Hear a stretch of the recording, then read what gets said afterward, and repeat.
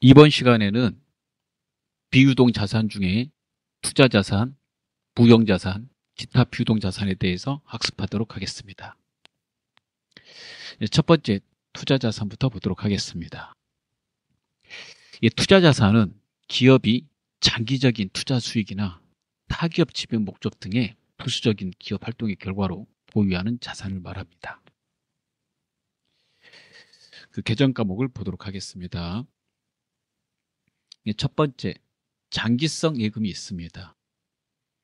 장기성 예금은 금융기관이 취급하는 정기예금, 정기적금 및 기타 정형화된 상품 등으로 보고기간 말로부터 1년 이후에 만기가 도래하는 것을 말합니다.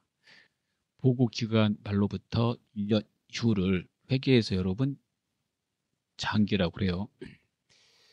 그래서 정기예금, 정기적금 통장이 나오고 만기를 써줬는데 그게 보고기간 말로부터 1년 이후이면 정기예금, 정기적금으로 회계 처리하지 마시고 장기성 예금으로 처리하시면 되겠습니다. 자, 1년을 따지는 방법을 다시 한번 좀 생각해 보도록 하겠습니다. 만약에 올해가 X 1년이라고 하고요.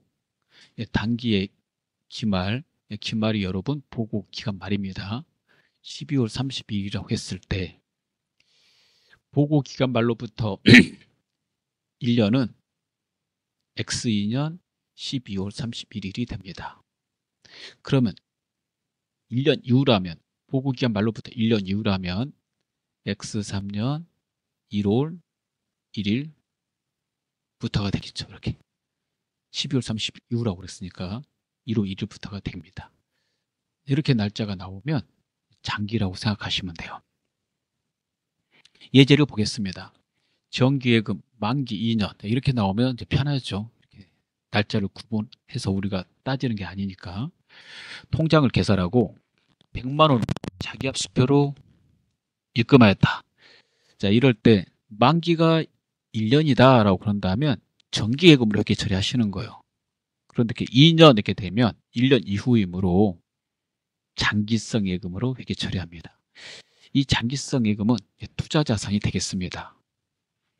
자, 그래서 보고기간 말로부터 1년 이후 만기가 되는 정기예금, 정기적금 통장을 개설했다면 투자로 본다라고 생각하시면 돼요. 두 번째, 장기 투자증권이 있습니다.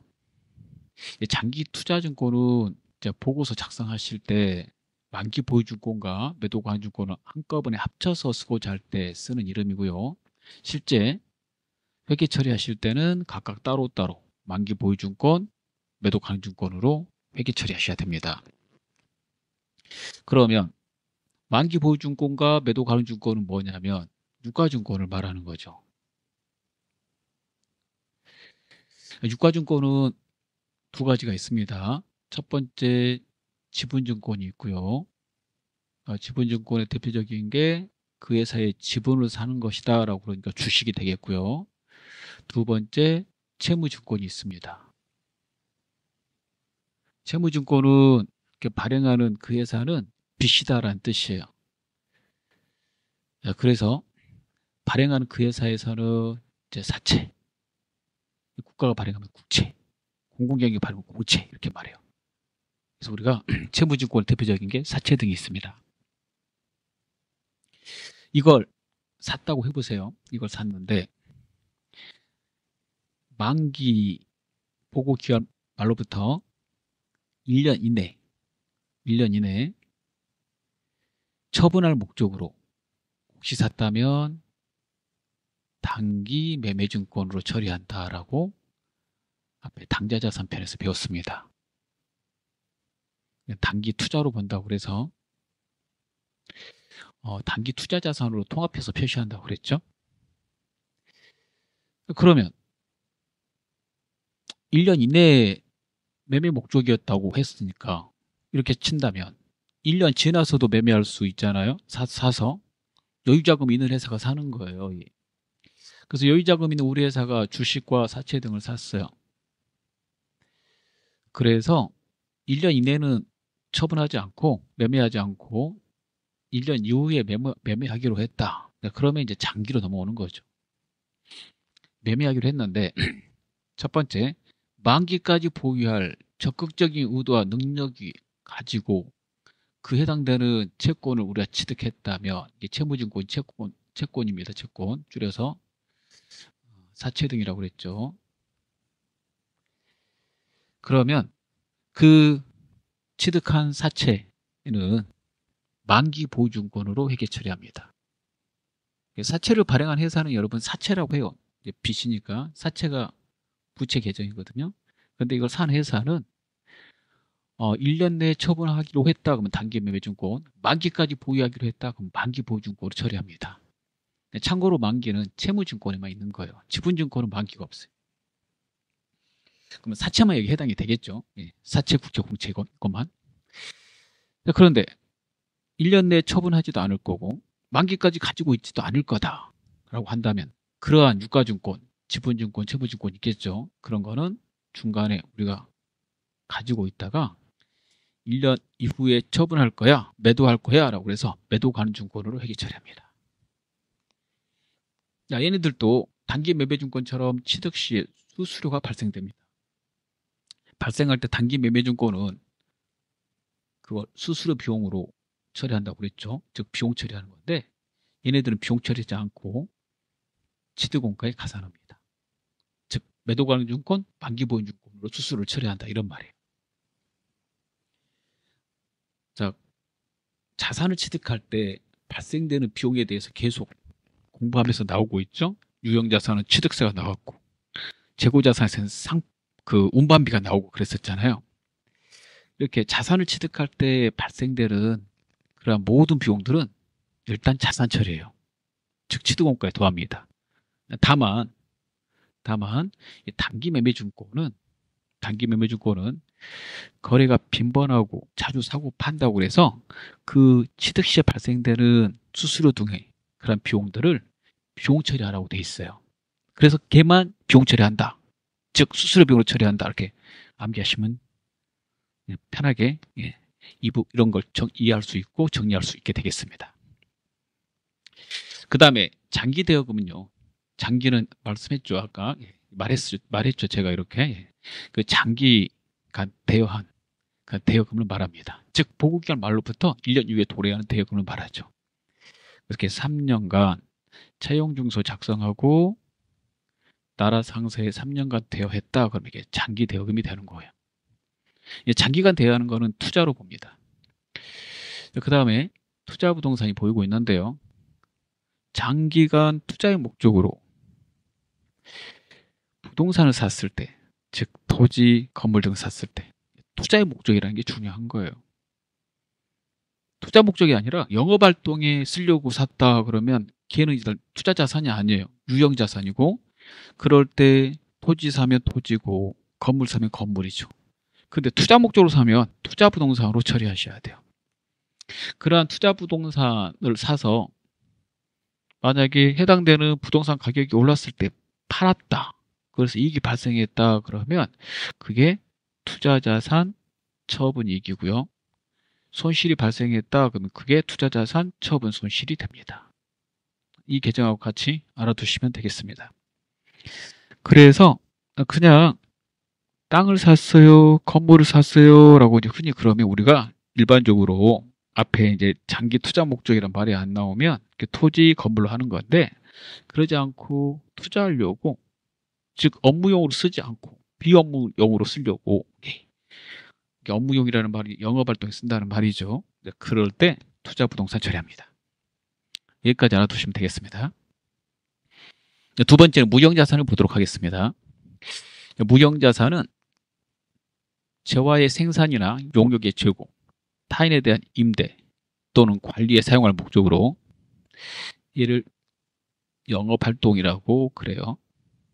회사 영업활동, 업무에 사용할 목적으로 기업이 보유하고 있고 그 다음에 물리적 형체가 없지만 식별이 가능하고 그 다음에 기업이 통제하고 있으며 미래 경제적 효익이 있는 비화폐성 자산을 말합니다. 그래서 형체가 없어요. 형체가 없는 겁니다. 그러한 무형자산의 대표적인 게 여러분 자, 이런 것들이에요. 이렇게 산업재산권, 개발비, 소프트웨어, 영업권 이런 겁니다. 그거 생각하시면서 계속 내용을 보도록 하겠습니다. 무형자산을 최초로 취득할 때는 취득한 그 원가 그대로 측정합니다. 원가로 측정하고 그 다음에 개별 취득 시 원가는 구입가격과 자산을 의도하는 목적에 사용할 수 있도록 준비하는데 직접 관련된 원가를 취득 원가에 산입한다. 이게 직접 관련된 원가가 이제 비용이잖아요. 이걸 취득 원가에다 집어넣는다고. 즉 무형자산을 처리한다는 소리예요. 그 다음에 이거 유형자산도 그렇죠. 무형자산의 상각기간은 독점적 배타적인 권리를 부여하고 있는 관계법령이나 계약에 정해진 경우를 제외하고는 이런 특별한 경우가 아니면 20년을 초과할 수 없으며 20년까지만 감가상각을 해야 된다는 말이고요.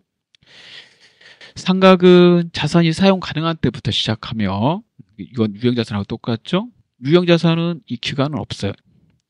합리적인 상각 방법을 정할 수 없는 경우에는 이게 왜 무형자산에서 이런 말이 나오냐면 무형자산은 형체가 없어요. 눈으로 안 보입니다. 유형자산과 좀 달라요. 그래서 합리적인 상각 방법을 찾기가 상당히 어려워요. 그럴 때 정액법을 사용한다. 따라서 대부분 회사가 무형자산은 정액법 쓴다고 보시면 돼요. 그럼 정액법의 공식을 알고 계셔야 되겠죠. 상각하려면 정액법의 공식 어떻게 되죠? 1년치 공식으로 외우는 거예요. 이거 하나는 외워놓으시면 되겠습니다. 정액법하고 정률법의 공식을 외우라고 그랬죠. 해당되는 거 취득한 원가에서 빼기 잔존가치, 그 다음에 나누기 내용연수 이렇게 하는 거죠. 취득원가 빼기 잔존가치 나누기 내용연수 꼭 기억하십시오. 그 다음에 무형자산은 형체가 없어요. 그래서 잔존가치는 없는 것으로 취급을 한다. 그래서 영어로 처리해서 하는 거예요. 그럼 무형자산은 취득원가 나누기 내용연수다. 이렇게 생각하고 있는 사람들이 대부분입니다. 그래서 그렇게 생각하시면 되겠어요. 그래서 문제 나왔는데 거기에 대한 잔존가치에 대한 말도 없고 감가상각에 대한 말도 없다 그러면 이렇게 감가상각하시라는 말입니다. 그리고 무형자산 감가상각하는 회계처리는요 유형자산하고 달라요. 유형자산은 더 많은 정보를 제공하기 위해서 즉 유용한 회계 정보를 제공하기 위해서 유형자산 감가상각할 때 직접 빼지 말라고 그랬어요. 직접 빼지 말고 간접법으로 해서 차감해야 된다. 그래서 유형자산 감가상각은 차변에 감가상각비 대변에 유형자산을 쓰는 게 아니라 가치가 떨어진 걸 유형자산에 직접 빼는 게 아니라 감가상각 누계액이라는 이 계정을 사용해서 이게 자산 계정인데 자산에서 빼기 위해서 자산의 감소 대변에 쓰라고 그랬죠. 그래서 보고서에 표시할 때 해당되는 유형자산 쓰고 그 밑에다 감가상각 누계액 쓰라고 그랬죠. 그래서 보고서에 표시할 때 해당되는 유형자산이 건물이다. 건물이 1,000만 원 주고 샀는데 가치가 떨어져서 감가상각비 누적액이 감가상각 누계액입니다. 감가상각 누계액이 있다면 이건 자산이니까 계속 이율돼서 넘어와서 계속 쌓입니다. 이 금액이. 자산 부채 자본이 이율돼요. 이렇게 표시하라고 돼 있어요. 이렇게 표시해서 100만 원이 감가상각 누계액이라면 1000에서 100만 원 빼서 장부 금액 900을 쓴다. 이렇게. 그래서 보고서 작성할 때 금액 쓰는 자리가 이렇게 양쪽으로 두 개가 있는 이유가 이런 거 표시하려고 그러는 겁니다. 근데 무형자산은 그렇게 유형자산처럼 이렇게 처리하는 이유는 그 취득원가를 알려주고 그 다음에 감가상각이 계속돼서 누계가 얼마 됐는지 얼마 되었는지 그 유용한 정보를 제공하는 게 목표고요. 근데 무형자산은 형체가 없고 그러다 보니까 그렇게 할 필요가 없어요. 그래서 무형자산은 직접 빼도 된다라고 돼 있어요. 그렇게 직접 빼고 싶다면 차변에 무형자산 상각비, 대변에 무형자산 이렇게. 그리고 유형자산처럼 네, 간접법으로도 감가상각할 수 있다라고 되어 있어요. 그렇게 한다면 차변에 무형자산 상각비, 대변에 무형자산 상각 누객 이렇게 쓰라고 되어 있습니다. 근데 실무하고 전산세무회계 프로그램에서는 이렇게 직접 상각하므로 우리가 시험 보실 때 감가상각하라고 그러면 이렇게 하는 거예요. 이렇게 알아두시면 되겠습니다. 자, 무형자산의 계절 과목을 보도록 하겠습니다. 첫 번째 산업재산권이 있습니다. 산업재산권은 일정 기간 독점적 배타적으로 이용할 수 있는 권리를 말합니다. 거기에 해당되는 권리로서 특허권, 실용신앙권, 의장권, 상표권, 상호권 및 상품명 등이 있습니다. 해당되는 계정은요, 보고서 실시할 때 한 번에 산업재산권 또는 산업재산권 회계 처리할 수 있지만 실무를 위해서 전산세무회계 프로그램 또 우리가 시험 볼 때는 이렇게 따로따로 하나씩 회계 처리하므로 계정 과목을 하나하나 따로따로 다 이렇게 알아두셔야 되겠습니다. 다음 중 무형자산이 아닌 거 그러면 산업재산권 이렇게 나올 수도 있는데 이렇게 하나씩 열거될 수 있으니까 하나하나 따로따로 다 이렇게 제가 밑줄 친 거 보이시죠? 이렇게 하나씩 다 한 번씩 다 읽어보고 숙지하셔야 됩니다. 그 다음에 개발비는요, B자가 들어가는데 무형자산이에요.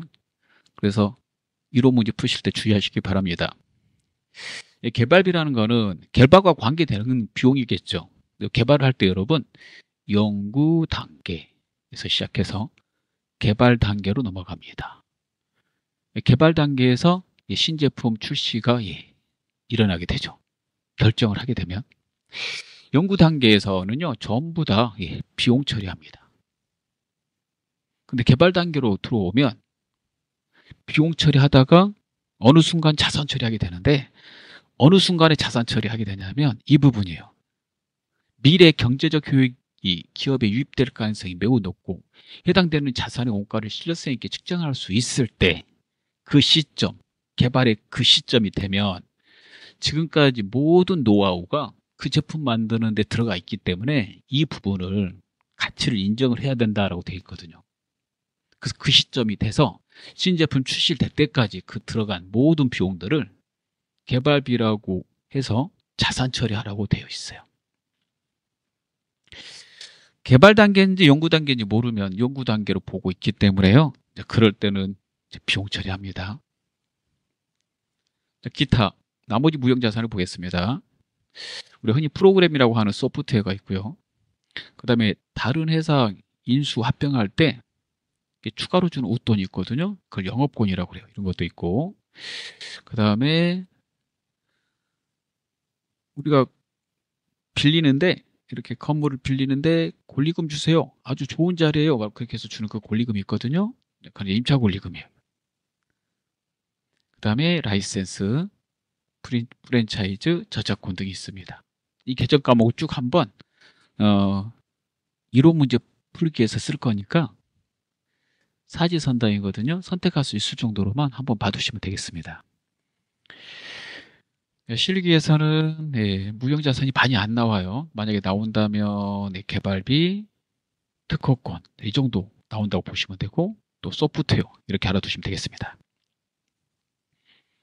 자, 마지막 기타 비유동자산을 보겠습니다. 기타 비유동자산은 기타 등등이라고 해서 나머지 비유동자산을 말하겠죠. 첫 번째 임차보증금이 있습니다. 임차보증금은 임대차 계약서 쓸 때 보증금의 차임 이렇게 쓰거든요. 그럴 때 그 보증금을 말해요. 이 보증금은 나중에 돌려받는 겁니다. 그래서 임차인의 돈이에요. 그래서 나중에 돌려받을 돈, 그래서 채권이기 때문에 자산으로 분류하는데 그 자리가 마땅치가 않으니까 기타 비유동 자산이 들어온 거예요. 그래서 이거 나오면 임대차 계약서가 나와요. 보증금이 월세 이렇게 하면서 월세를 다른 말로 여러분 이렇게 차임이라고도 그러니까 같이 다 알아두셔야 돼요. 연초에 영진빌딩과 보증금 100만 원에 월세 80만 원, 3년간 임대차 계약을 하고 보증금만 현금으로 지급하고 월세는 말일에 지급하기로 했다. 월세는 지급일이 아니라는 거니까 보증금만 회계 처리하면 되는데 이때 이 보증금의 이름을 임차보증금으로 처리하는 거고요. 이거 채권이니까 자산입니다. 자산의 증가, 그래서 차변에다 쓰게 되는 거죠. 자, 그 다음에 수표를 발행하고 뭐 현금을 주고 뭐 그런 것들은 다 현금이죠. 그래서 현금으로 지급했다 그러니까 현금을 쓴 거고요. 두 번째는요, 부도원가 수표입니다. 부도원가 수표는 우리가 어음을 받고 수표를 받았는데 그게 부도가 났을 때 쓰는 계정입니다. 거래처에서 부도 났겠죠. 단순 부도면 부도원가 수표로 처리하지만 이게 해소할 수 없는 부도다. 그러면 이제 회계에서는 대손 처리하라고 돼 있어요. 그래서 해소 가능성을 판단해서 대손 처리한다라고 돼 있죠. 시험 볼 때는 그냥 부도됐다 이렇게 나오면 해당되는 어음하고 수표를 빼고 부도원가 수표로 처리하시면 돼요. 시험 볼 때는 이제 어음이 나올 거예요. 다음처럼 당사가 수취한 받을업 10만 원이 부도 처리되었다는 것을 거래은행으로부터 통보받았다. 그럼 이제 부도됐다는 거고 이거 해수 불능하다 이런 말은 안 나오잖아요. 해수 불능하다 그럼 이제 대손 처리하라는 소리예요. 그런 말이 안 나오면 아직까지 소구권이 살아있고 회수할 수 있다는 말이니까 현재 정상적인 어음은 아니니까 그 받을음을 차변에 있는 거거든요. 받으면 대변으로 옮겨서 자산을 감소시키시고 그 다음에 이 자리에다가 자산의 증가를 쓰게 되는데 부도원가 수표를 쓰면 되죠. 이게 채권입니다.